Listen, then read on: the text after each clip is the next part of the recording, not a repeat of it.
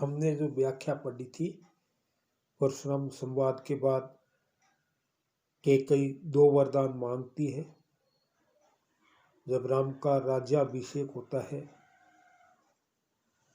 तो मंथरा जो होती है, दासी होती है, वो कैकेयी को उल्टी पाटी पढ़ा करके 2 वरदान मांग लेती है। और 2 वरदान कौन से थे आपको पता होना चाहिए। पहला वरदान था कि भरत का राज्याभिषेक, राम की जगह भरत का राज्याभिषेक हो। दशरथ ने कुछ नहीं कहा, ठीक है हो जाएगा। दूसरा वरदान उसने मांग लिया कि राम को 14 वर्ष के लिए वनवास। अब जब 14 वर्ष के लिए वनवास की बात आई तो दशरथ हिल गए और चूंकि रघुकुल की रीति है, रघुकुल रीति सदा चली आई, प्राण जाए पर वचन न जाए। बात हो गई, राम ने कहा हम वन में जाएंगे। राम के साथ सीता और लक्ष्मण भी वन को निकले। अब वन गमन का वर्णन तुलसीदास जी ने भी वर्णन बहुत अच्छा किया है, तो केशव ने भी किया। केशव भी इस से पीछे नहीं रह सकते और वो वर्णन करते हैं। द्रुत विलंबित छंद में वर्णन किया गया है। विपिन मार्ग राम विराजय, सुखद सुंदर सौदर भ्राजय, विवद श्रीफल सिद्ध मनोफलो, शकल साधन सिद्धई ले चलो। अब वो कहते हैं कि राम जो है कि विपिन मार्ग राम विराजय, सुखद सुंदर सौदर भ्राजय। राम जी वन मार्ग में जाते हुए शोभा पा रहे हैं, साथ में सुखप्रद पत्नी सीता और भाई लक्ष्मण भी शोभा दे रहे हैं, वो भी शोभित हो रहे। सुंदरी सहोदर भ्राजई, सहोदर, अब सहोदर का मतलब क्या है आपसे पूछ ले। सहोदर पहले श्री का मतलब शोभा, अब सहोदर का मतलब क्या है। सह प्लस उदर, जो एक ही मां के पेट से पैदा हो। क्या राम और लक्ष्मण सहोदर हैं? केशव ने वर्णन किया है, तुलसीदास जी ने तो वियोग में वर्णन किया सहोदर का। लेकिन यहां तो वो जा रहे सहोदर का वर्णन केशव ने कर दिया। कहने का भाव ये कि सगे भाई के समान, सगे तो है लेकिन सहोदर नहीं है। ऐसा जान पड़ता है मानो कोई सिद्ध पुरुष महात्मा जो है वेला में अपनी तपस्या में सफल होकर शोभा पा रहा हो और अपने सब संबंधियों के साथ प्राप्त सिद्धियां और समेट कर अपने घर जा रहा है। राम जो सिद्ध है, लक्ष्मण साधक है। राम जो सिद्ध है और लक्ष्मण साधक है, और सीता जी क्या है, एक त्रिभूत सिद्धियां है। सीता जी मानो सिद्धियां हैं, साधन सिद्धि ले ही चलो, मानो वो सिद्धियों को समेट करके प्राप्त करके अपने घर की ओर जा रहे हैं। जो वर्णन किया है केशव ने, बहुत ही सुंदर वर्णन किया है। और आगे वो कहते हैं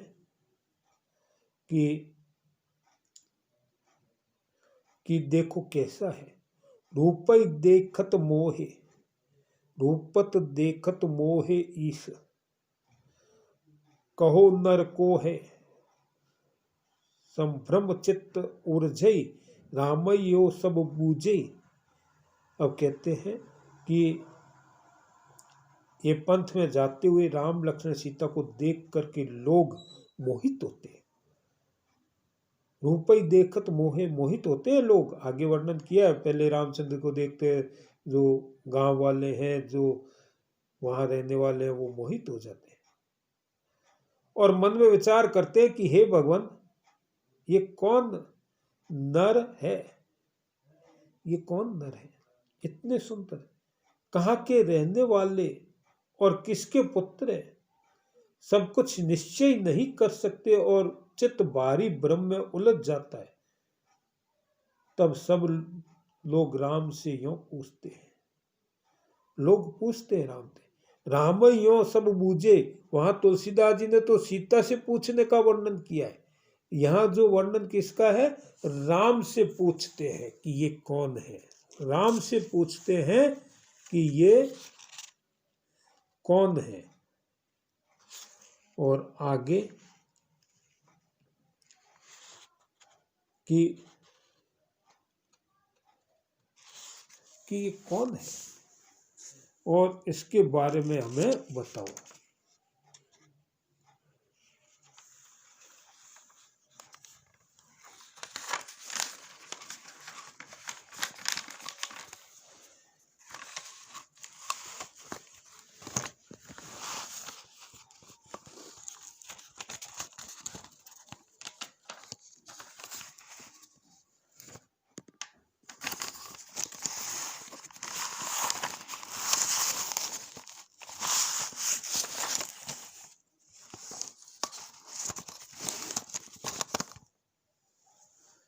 कौन हो, अब वो कहते हैं, कौन हो कित ते चले कित जात हो कई कामजू, कौन की दुईता बहु कई कौन के ये बामजू, एक गांव रहो कि साजन मित्र बंधु बखानिए, देश के परदेश के किदो पंथ को पहचानिए। अब वो कहते हैं कि कौन हो तुम और कहाँ जा रहे हो, कौन कौन हो कितते चले कित जात हो कई कामजू, तुम कौन हो और किस ओर जा रहे हो। देखो कई प्रश्नों की झड़ी लगा दी। यहां क्या किया है कि प्रश्नों, कौन हो कित ते चले, कौन हो और कहां से चले हो, कहां जा रहे हो, कित जात हो कई काम, किस कार्य से जा रहे हो तुम, आगे आपका कौन सा काम, कौन की दुहिता बहु कई कौन की ये बामजू, दुहिता मतलब पुत्री, दुहिता मतलब किसकी, तो ये पुत्री है, और ये सीता जो है किसकी पुत्र वधु है, ये बामजू, दुहिता कई कौन सु ये बामजू, ये किसकी है, बहू किसकी है, वाम मतलब स्त्री। और आगे वो कहते हैं, एक गांव की रहो कि साजन मित्र बंधु बखानी, तुम एक गांव के हो कि साजन, साजन कहते हैं आदरणीय अर्थात सज्जन। देखो आप अनिवार्य हिंदी में आपके एक शब्द आएगा, शुद्ध करने के लिए वाक्य आएगा। आजकल बहुत से इसका प्रचलन जो है वो गलत कर रहे हैं, बड़ा सज्जन व्यक्ति है, इसमें अशुद्ध क्या है, कहते हैं बड़ा सज्जन या यह सज्जन व्यक्ति है, तो सज्जन और व्यक्ति दोनों साथ नहीं आएंगे। सज्जन का मतलब क्या है, सत प्लस जन, अच्छा जन, अच्छा व्यक्ति, तो व्यक्ति व्यक्ति दो बार नहीं आएगा, ये ध्यान रखें। और वो कहते हैं किदो पंथ की पहचान ये, या तुम में सिर्फ रास्ते ही भर के जान पहचान है, पंथ के साथी हो। तात्पर्य यह है कि तुम तीनों एक गांव के हो, एक कुल के हो, या केवल मार्ग में ही साथी संगी हो गए हो। देश के परदेश के किदो पंथ की पहचान है, कि तुम एक ही देश के हो या दोनों परदेशी हो, तीनों एक ही रास्ते से निकले हो, तो तुम्हारी पहचान हो गई, जान पहचान हो गई और तुम साथ हो गए। कौन हो तुम। अब आगे फिर वो आपस में बात करते हैं।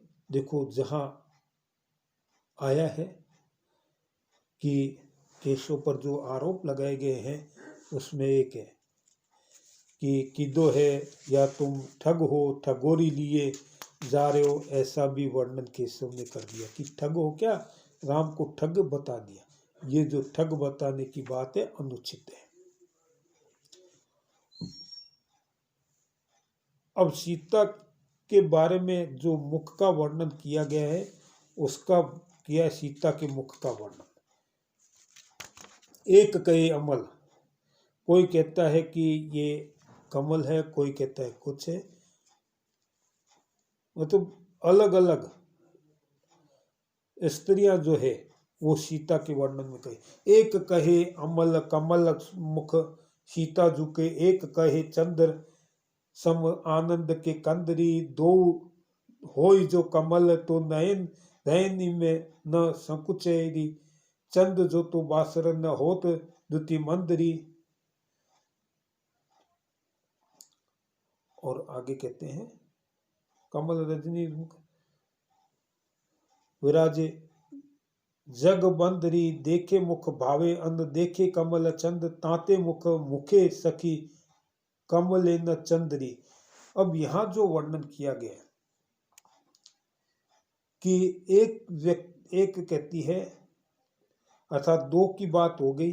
अब तीसरी जो स्त्री है, तीसरी जो महिला है, वह दोनों की बात का खंडन करते हुए कहती है, कोई कहती चंद्रमा है, कोई कहती कमल है, कोई वो है, तो वो खंडन करती हुई कहती है। तीसरी ने कहा, कोई कहता है कि सीता जी का मुख अमल कमल सा है, कोई कहता है चंद्रमा सा आनंददायक है, पर मैं कहती हूँ कि यदि कमल सा होता तो रात्रि को संकुचित न होता क्या, अर्थात मुरझाता था। यदि चंद्र सा होता तो दिन में उसकी आभा मंद न पड़ती, अर्थात चंद्रमा भी नहीं है। कमल तो दिन में ही प्रफुल्लित रहता है और चंद्रमा रात्रि में प्रकाशित रहता है, पर यह मुख तो रात दिन समस्त जगत से समान सम्मान पाने योग्य है, आदर पाने योग्य है।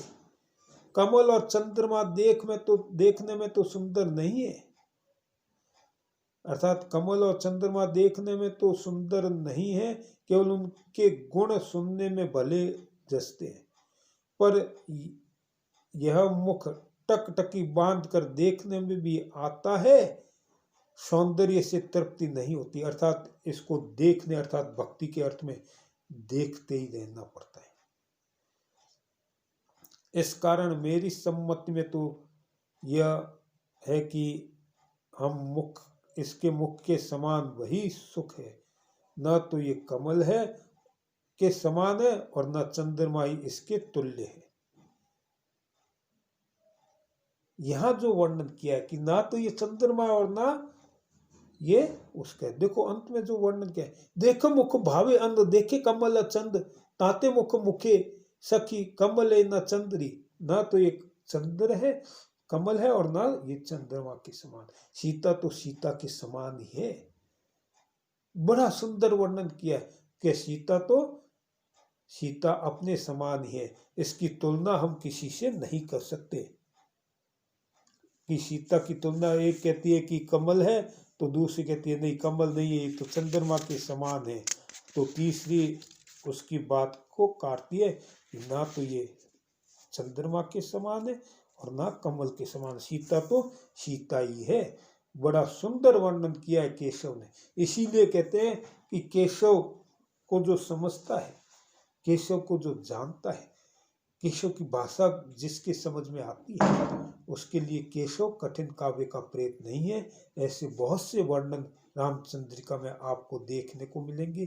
इसलिए केशव को कठिन काव्य का प्रेत कहना केशव के साथ अन्याय करना है। और ये व्याख्या बड़ी सुंदर ढंग से, बड़ी अच्छे ढंग से केशव ने की है। ब्रज भाषा है इसकी और सरल भाषा है, और केशव ने इसका जो वर्णन किया है बड़ा सुंदर ही वर्णन किया है।